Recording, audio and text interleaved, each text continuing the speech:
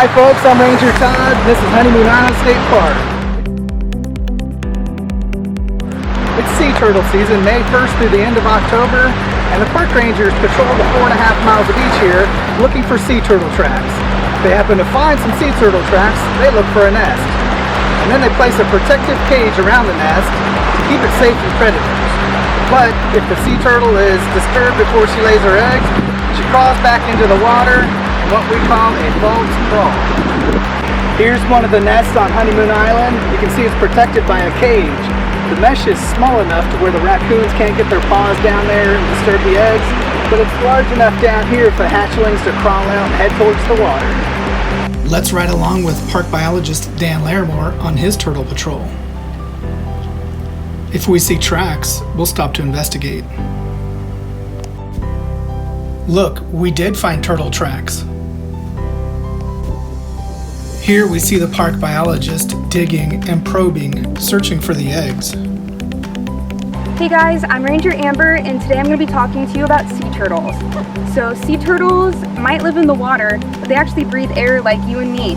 They can hold their breath for up to 5 hours. Their streamlined body shape and powerful oar-like flippers allow them to dive deep and swim far distances.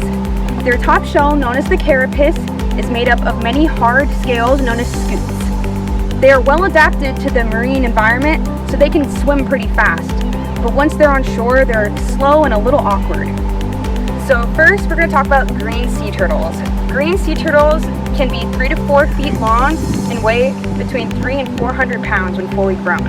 They have small heads compared to their bodies, and they have serrated or jagged jaws that they use to eat vegetation such as seagrass and algae. They're mostly found in temperate and tropical waters. Next, we're going to talk about the hawksbill sea turtle. It gets its name from its narrow head and beak-like jaw. It can weigh between 100 and 150 pounds and grow between 2.5 to 3 feet. Its diet mostly consists of anemones, squids, shrimp, and sponges. It has the largest range of all the sea turtles, living in tropical and subtropical waters of the Atlantic, Indian, and Pacific Oceans. It usually lives in lagoons, coastal coral reefs, estuaries, and rocky habitats. So next we're going to talk about the leatherback sea turtle. They are by far the largest of all the sea turtles. They can weigh up to 1,400 pounds and be as long as 6 feet. They have exceptionally long flippers. Something unique about them is their shell is not hard like all the other sea turtles, and they have very leathery skin, hence the name leatherbacks. They eat mostly jellyfish. They can regulate their internal body temperature, so they're able to dive into deeper, cold waters. They can be found as far north as Alaska and as far south as the southern tip of Africa. Next, we're going to talk about the Kemp's Ridley sea turtle. They're the most endangered and probably the smallest of all the sea turtles. They only grow up to about 30 inches and weigh less than 100 pounds. Their body is mostly round. Their diet consists mostly of crabs and other crustaceans. They live mostly in the Gulf of Mexico, but they can be found all the way in the North Atlantic. Finally, we're going to talk about loggerhead sea turtles. They are by far the most common nests we find here at Honeymoon Island State Park.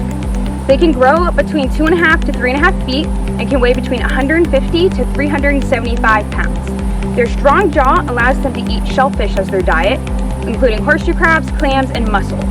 They prefer to live in coastal bays and estuary habitats. Once nighttime falls, the female sea turtle will emerge onto the beach above the high tide line. She'll dig a shallow body pit, starting with her front flippers and then finishing with her rear flippers. Then she'll dig an egg chamber as far down as her rear flippers will go, usually about 19 inches deep. Here she'll lay 100 to 120 white leathery eggs that resemble ping pong balls. This process takes a few hours, and once she starts, she can't stop. So other animals like raccoons like to take advantage of this. This is a very tiring process, but she'll do this about 3 to 6 more times throughout the nesting season. Here are some things you can do to help protect sea turtles. Don't release balloons for celebrations. They usually end up in the water anyway. Reduce the amount of single-use plastics you use. Use these instead. Don't use your cell phones or flashlights on the beach at night. And put litter in its proper receptacle. Use proper boating techniques. And if you're going to dig holes on the beach, cover them up, would ya? For your beachfront properties, use native vegetation instead of seawalls to prevent storm damage. And when visiting Florida state parks, remember, take only photographs and leave only footprints.